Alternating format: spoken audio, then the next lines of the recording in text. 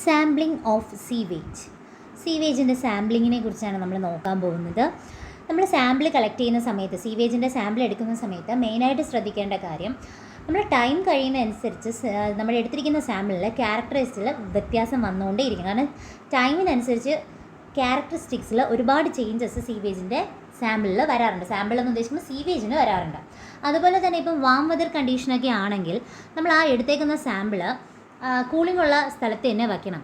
കാരണം കൂളിംഗ് ഉള്ള സ്ഥലത്ത് വെച്ചാൽ അത് ബയോകെമിക്കൽ ചേഞ്ചസ് ഉണ്ടാവുന്നത് ഒരു പരിധിവരെ പ്രിവെൻറ്റ് ചെയ്യും.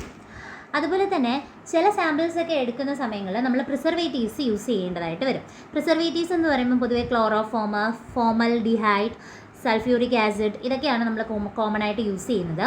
അതുപോലെ പ്രിസർവേറ്റീവ്സ് യൂസ് ചെയ്യുന്ന സമയത്ത് ശ്രദ്ധിക്കേണ്ട കാര്യം എന്ന് പറയുന്നത്, ഈ പ്രിസർവേറ്റീവ്സ് കാരണം നമ്മൾ എടുത്തിരിക്കുന്ന സാമ്പിളിൻ്റെ ക്യാരക്ടറിസ്റ്റിക്സിൽ ചേഞ്ച് വരാൻ പാടില്ല. അതുപോലെ തന്നെ നമ്മുടെ സീവേജിൽ ഈ concentration, nature and flow of sewage ഒക്കെ കോൺസ്റ്റൻ്റ് ആയിട്ട് ചേഞ്ച് ചെയ്തുകൊണ്ട് തന്നെ ഇരിക്കും.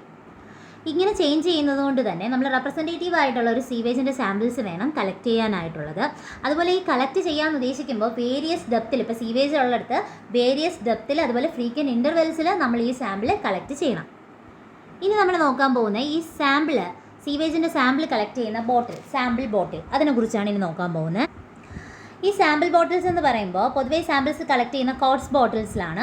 ഈ ബോട്ടിൽസ് ക്ലീൻ ചെയ്ത് സ്റ്റെറിലൈസ് ചെയ്തതായിരിക്കും. ബോട്ടിൽസിൽ കംപ്ലീറ്റ് ഫില്ലായിട്ട് നമ്മൾ സീവേജ് എടുക്കുന്നുണ്ട്. കാരണം അതിൻ്റെ അകത്ത് എയർ നിൽക്കാത്ത രീതിയിലായിരിക്കും, എയർ ഇല്ലാത്ത രീതിയിലായിരിക്കും നമ്മൾ ആ ബോട്ടിൽസിൽ സീവേജ് ഫില്ല് ചെയ്യേണ്ടത്. ഫില്ല് ചെയ്തതിന് ശേഷം സ്റ്റോപ്പർ യൂസ് ചെയ്തിട്ട് നന്നായിട്ട് ടൈറ്റ് ചെയ്ത് അത് ക്ലോസ് ചെയ്യേണ്ടതായിട്ടുണ്ട്. ക്ലോസ് ചെയ്തതിന് ശേഷം ആ സ്റ്റോപ്പറിൻ്റെ മുകളിൽ ചെറിയൊരു തുണിയുടെ പീസ് കൂടെ നമ്മൾ ഇടുന്നുണ്ട്.